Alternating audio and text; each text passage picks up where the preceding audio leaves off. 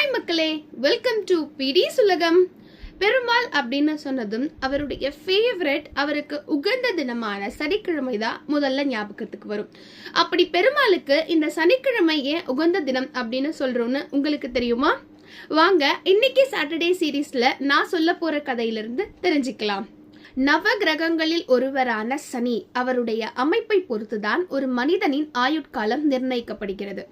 சூரியனுக்கும் சாயாதேவிக்கும் பிறந்த மகன்தான் இந்த சனீஸ்வரன். ஒரு முறை சனீஸ்வரருக்கு கலியுகத்தை சுற்றி பார்க்கணும், அங்க இருக்கக்கூடிய மக்களை துன்புறுத்தி மகிழணும் அப்படிங்கிற ஆசை வருது.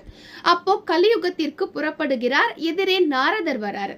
என்ன சனீஸ்வரனே இந்த பக்கம் அப்படின்னு நாரதர் கேட்க, நான் கலியுகத்திற்கு சென்று இந்த மாதிரி என்னுடைய வேலையை அங்க கொஞ்ச நாள் செய்ய போறேன் அப்படின்னு சனீஸ்வரன் பதில் அளிக்கிறார்.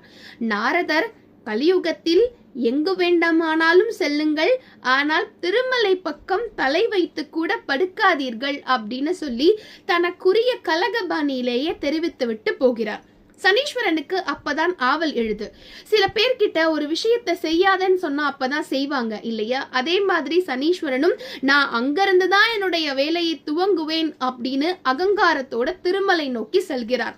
திருமலையில் அவருடைய பாதம் பட்டதுமே தூக்கி எறியப்படுகிறார்.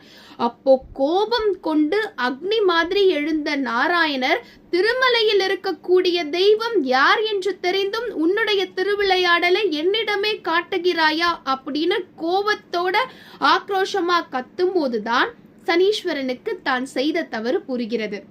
எம்பெருமாளே, எல்லாரையும் வழி நடத்துபவர் நீங்கள். மற்றவர்களை துன்பமுறுத்தி இன்பம் காணும் என்னையும் வழி நடத்துங்கள். தயவு செய்து என்னுடைய தவறை மன்னித்து எனக்கு விடை கொடுங்கள் அப்படின்னு சொல்றார்.